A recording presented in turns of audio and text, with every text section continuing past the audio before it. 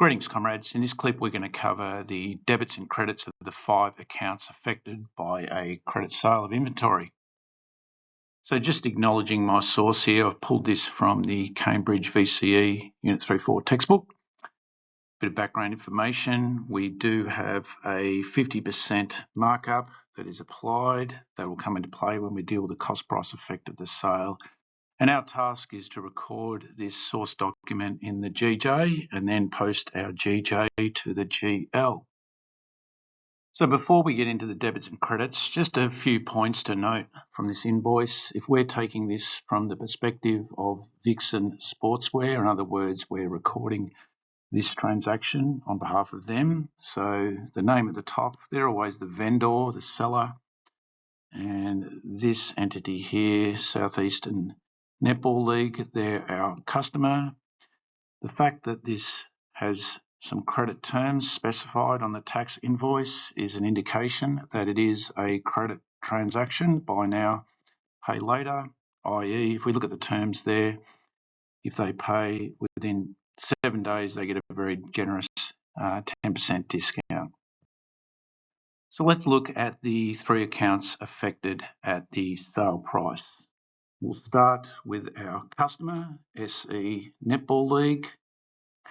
Again, we know this is a credit transaction based on the terms. The customer owes us $660 as specified on the invoice. And so therefore what we've created here is an account receivable. Southeast Netball League owes us $660. This debt, this amount owing to us, represents an economic resource that will provide an economic benefit when we receive these funds within 30 days, possibly within 7 to score that discount. So we've got an increase in our assets, account receivable, and when we increase an asset, that's a debit entry, as we've got down here in our general journal. The second entry is our revenue.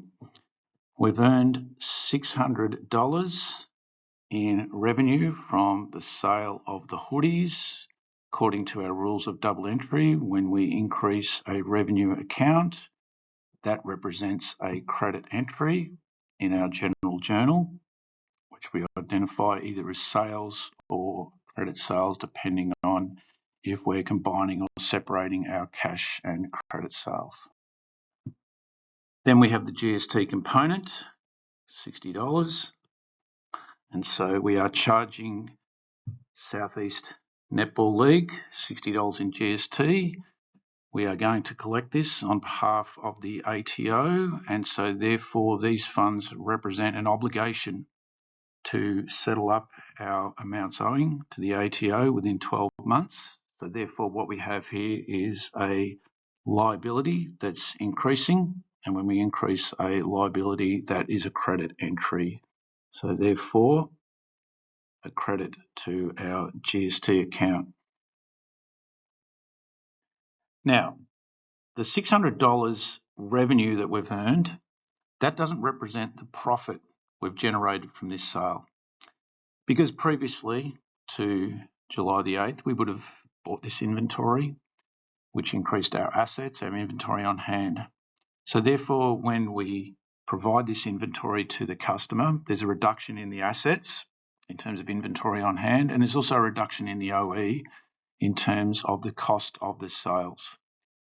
The invoice or source document will never specify the cost price because we want the customer to be naive. We don't want them to know the markup. We don't want them to know or get an impression that we're being greedy. So therefore, we need to apply markup rules to determine this. So given the actual question specifies a 50% markup, we apply a formula, selling price over 1 plus the markup as a decimal. So our selling price is 600. We divide that by 1.5.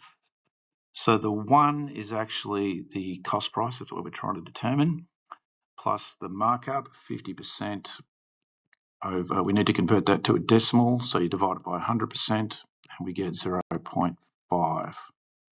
So if you go 600 by 1.5, we get a $400 cost price. So therefore we do a debit entry. We've got an expense increasing. So therefore a debit to our cost of sales, which will appear under our cost of goods sold heading in our income statement to work out our gross profit. And then we've got a reduction in the value of our inventory on hand. So that's an asset that's decreasing. So therefore we do a credit entry to our inventory account.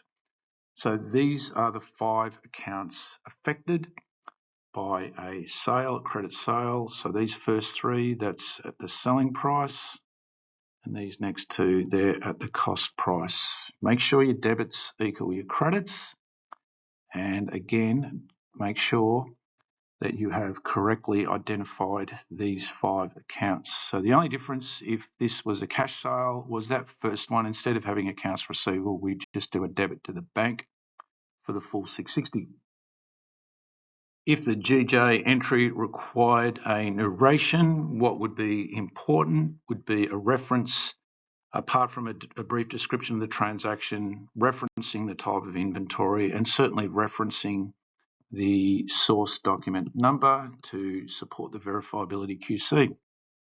So then when we post to the general ledger, everything we need to know in terms of what to debit and credit can be clearly identified from this GJ entry. So we've done a debit entry to our account receivable, and we just cross-reference it with the 2 credits, these 2 accounts.